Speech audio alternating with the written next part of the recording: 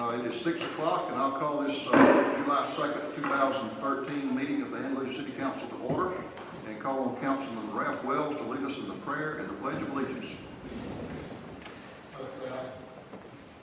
This is the day the Lord has made.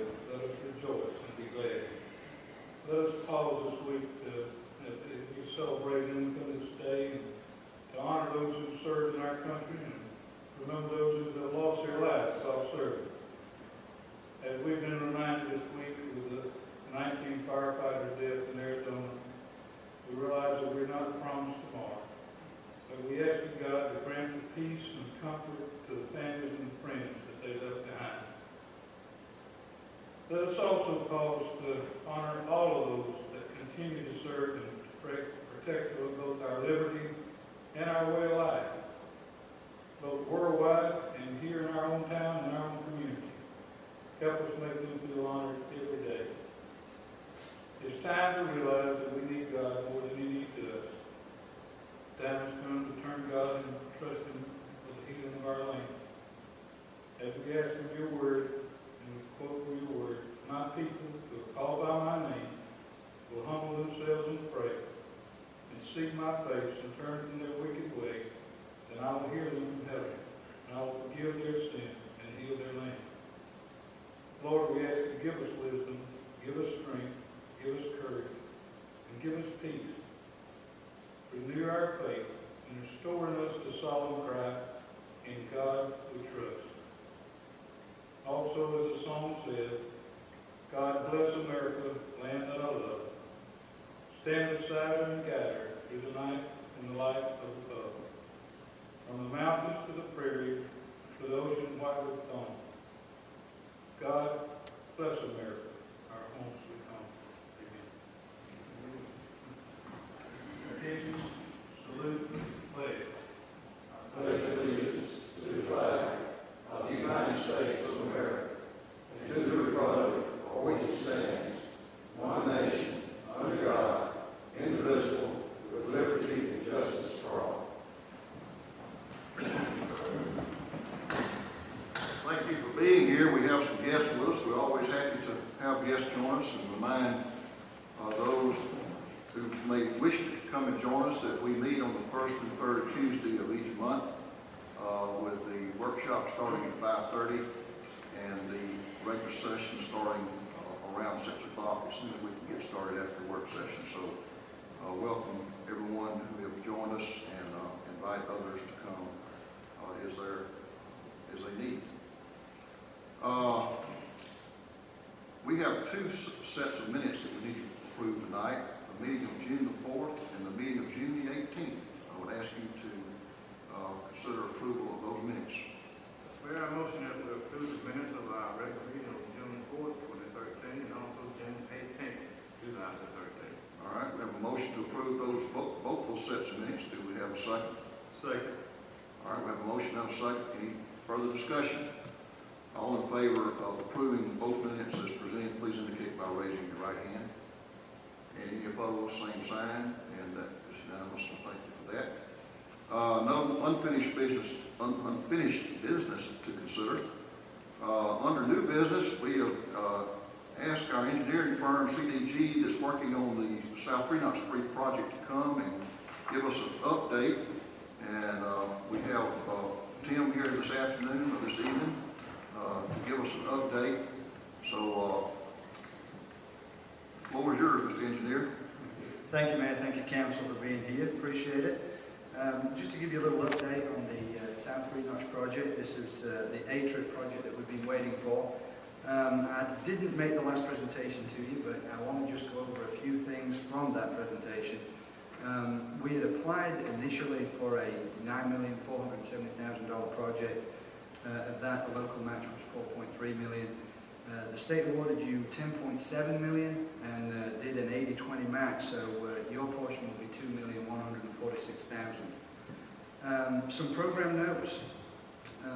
Utilities are eligible for reimbursement if they are in direct conflict with the construction. We obviously believe they are, with the nature of this project, doing storm drainage that's required on the road. Obviously we're going to be in conflict with all the utilities. So we believe that that will be reimbursed. We've done other projects very similar to this in Troy and in Enterprise, and those are being reimbursed. So we believe you'll be reimbursed with utility adjustments. Upgrades on utilities are not reimbursable. What that means is if there's an 8-inch water main in the road and you want to go to a 10-inch, you would have to pay the difference between those two sizes. Once we get more into the design development of the project, we did a water model for the city a few years ago. We'll analyze that water model and see if we need any upgrades, and if you do, obviously we'll notify you of that. That upgrade will be your responsibility. Engineering right-of-way acquisitions are not eligible for reimbursement.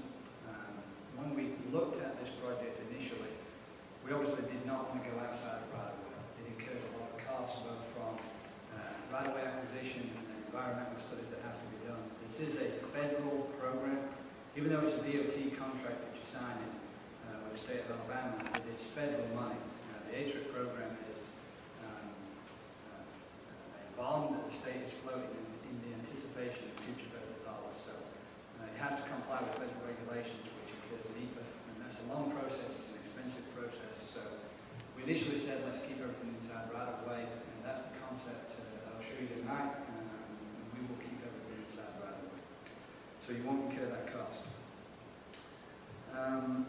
To tell you about the funding mechanism, how your programs usually work, you usually have a contractor who will give you a cost estimate each month, and you either pay that whole amount and they're going to get reimbursed for whatever the portion is, 80% or 20%, whichever it is.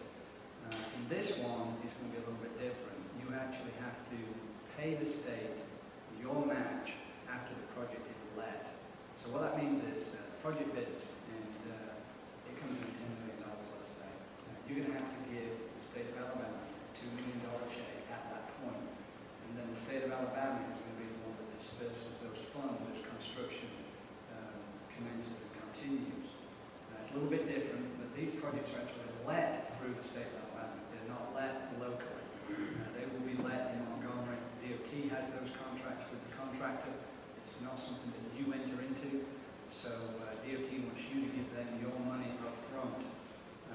When do I anticipate that being? I'll get to a little bit later in the letting dates and the timing of the project. We have gone through the scoping meeting with DOT. That means that the concept that we initially submitted in the application has been approved. We have completed the survey. The traffic study was completed yesterday by Skipper Engineering. As part of that study and as part of the concept, we were unsure if we were going to do 3 lanes or 4 lanes from Seegers to the bypass. And that study has come back and said that we only need 3 lanes. We will need some turn lanes for the hospital. We obviously know that we have some issues at Moore Road, so we will analyze that a little bit more. But we had to wait on that part of the design. But what we didn't have to wait on was design from Seegers to the railroad tracks. So we're essentially complete with that section. All the storm drainage is done, the utilities are done, the initial design's done. So at this point, I'd say we're about 30% complete with the plans, so we're a long way ahead very quickly. In order to qualify for this fund, we committed that we would have the plans complete by December of this year. We are still on that schedule. That being said, there are a lot of projects in Montgomery being reviewed by DOT. Again, these are a little bit different. Usually when you do a project that's DOT funded, it is only reviewed in the district office or division office in Troy. This one goes to Troy several times. It then actually goes to the Construction Bureau, the office engineer in Montgomery, and there's initial reviews there. So that takes a little bit longer. I don't think they have enough staff. And my gut feeling is that this project will not be let in December. I think it will be April, possibly May, before it gets let. But I don't control their schedule. But obviously I will keep you abreast as we go along. My goal is to keep on December, but I'm going to have to see what DOT lets us do. Okay? Tim, I'm sorry. may I ask a question? Yes, sir. I didn't think about this upstairs, but Yes, sir. the way that the contractors get paid with this is different from the previous way the state did it. and the contractor will bill the state rather than the city. That's right. Now, for the construction oversight, Yes. will CDG bill the city or will they bill the state? Great question, and it's very confusing. And yeah, we will have a contract with you, we'll be billing you, and then you'll be getting reimbursed from DOT. That's how it's been working so far. You would think that we would have a contract with DOT, but so far the state has wanted the individual sponsors, the cities, to contract with who they want to contract with. But now the construction management, the oversight of the project is not reimbursable. That is reimbursable. Yes. It is reimbursable? That is reimbursable. That is actually in your $10.7 million. Yeah. Is that new? No, no. On River Falls I Street. thought the plans, the design of the plans was reimbursable. No, design of the plans is not reimbursable, but the actual construction oversight is reimbursable. Okay. Yes, sir. In that 10.7 million is 15%. Essentially, it's a 15% fee for construction oversight. That's what DOT mandates it be. And that is for the oversight, that's for the testing, and that is all included in the reimbursable. So that fee will be 80% reimbursed. Okay? Just what was called pre-engineering, engineering design, is not reimbursable. Okay?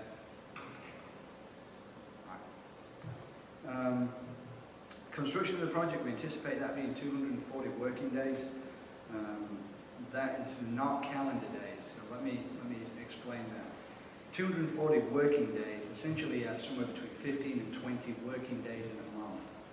Taking out weekends, taking out rain days, things like that, holidays. So 240 working days is somewhere between 12 and 16 months in construction. To give you a comparison, River Falls Street was 210 working days, and it took right at 360 days, so a year to construct. We really do not want this project to go much longer than that. It is a larger project, but for the citizens, we just cannot let it go further than that. So we're going to confine it to a little bit of a shorter time frame, but obviously not too short where it drives the budget higher. But we feel comfortable about 240 working days at this point. As I said, the concepts, you can see in your packet and then on these boards from the railroad tracks to Simmons, you have got a two-lane section. It'll look very similar to East 3 Notch. The right-of-way is very confined in this location. It's only 50 feet wide. So in this location, it'll be two lanes with curb and gutter. We'll put the sidewalk right in the back of the curb. There is not enough room to do a grassed strip like we did on River Falls Street. So we'll put the sidewalk there. Sidewalks will be a little bit wider. On River Falls Street, the sidewalks are 5 feet. Generally, when you have sidewalks on the back of the curb, you like to make them a little bit wider, so this will be 6 feet wide. And then decorative lighting on the back of the sidewalks, just like on East 3 Notch, just the difference will be in roads a little bit narrower. And then from there, we'll transition to 3 lanes, which will be 2 through lanes and a universal turn lane. That'll go from Simmons out to essentially the hospital. And then from the hospital, it'll still be 3 lanes, but it'll be dedicated turn lanes for hospital traffic. And that really is about it. So, any more questions? There's not the existing sidewalks in some of these areas now. With that, that would be on right of way? Yes, we had already looked at that when we did the concepts for the application. And sidewalks were actually put in your application. There are sidewalks right now from the railroad tracks to Simmons. We will replace those sidewalks. We will continue sidewalks on both sides of the road until essentially the hospital. And then the right-of-way, because we're going to have some 4-lane sections because of turn lanes, we'll put sidewalks on the south side, which is the hospital side. Therefore, we're on the Moore Road side of the road, so we can actually get sidewalks to the elementary school at some point when funding becomes available.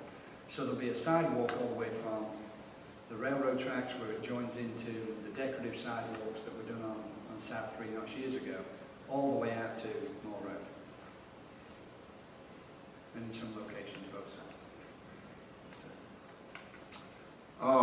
Mr. Ramsey, you might want to expand on just a little bit that we will be having some working meetings after we have some drawings to kind of look at these turning issues on South 39th Street in and around the hospital and Moore Road. And we'll be inviting the council, of course, and other stakeholders to those meetings, have input and maybe some suggestions on better ways to do things. We learned a lot from River Falls Street. We had some meetings before on River Falls Street through design development with city staff. We obviously learned a lot from that construction of that project with the citizens. So we will have a phased approach of how we construct this project. And before we go to construction, have those meetings with the public and the stakeholders and make sure that everybody understands where we're going and the concepts behind it. Obviously, you as council members, the citizens, and the department heads have got a lot of knowledge of that road, and we want to hear that. So yes, we'll be having those meetings to make sure that everybody understands where we're going. Yeah, because there's several businesses on that street that's the only entrance to their business. That's correct. We've got to look out for these people to make sure their customers do not have to go through very much hardship to get into their business. Yeah. Thank you. That's the other reason for trying to make this construction project shorter rather than longer. We definitely will not go from the railroad tracks to the bypass and demolish all the road. It'll be built in phases similar to River Falls Street. Try to confine construction to smaller areas, get them complete, and get them open as quick as possible. Okay, does anybody have anything else? Any questions, Mr. Ramsey? Thanks, Tim. Thank you.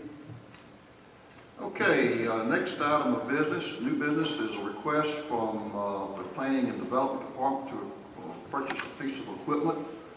This is a four-cylinder tractor that will be equipped also with a bucket, I guess is the correct language, on the front of it for scooping up materials. Right now, what we've been doing is renting a backhoe, and this department doesn't really have that much need for the backhoe, so we end up paying for a backhoe that we don't really need just to get the front end scooper part of it that we do need. So Mr. Wiggins has run down some descriptions of equipment that he wants to recommend to us. An example of that he brought to us in the workshop is a LS Tractor R Series Premium Compact is what it's called. And it's, again, a four-cylinder diesel engine.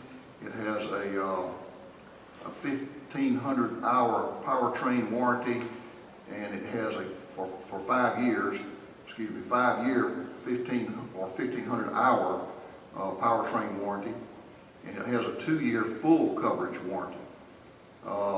This tractor is quoted at $14,900, and what he has requested from you is authority to shop that price and see if he can beat that in the area with other merchants that sell these same types of equipment, pieces of equipment, and then bring the best deal to me to act on. And we would either pay for this out of contingency directly, cash, or we might do a lease purchase depending on what kind of deal we can work. But in any event, in no event will we pay more than $14,900 for the piece of equipment. So I think that this will save us money. Obviously, just in what we're paying to lease right now, we'd more than pay for this in a year just in lease payments. So, or rental payments, I guess would be the correct language. So I recommend to you that we move forward on this and ask you to approve this request. Mr. Mayor, I motion that we approve the request for equipment purchase from the Planning and Development. This fund will come from contingency, and also he will look at this by the plan to lease purchase as well.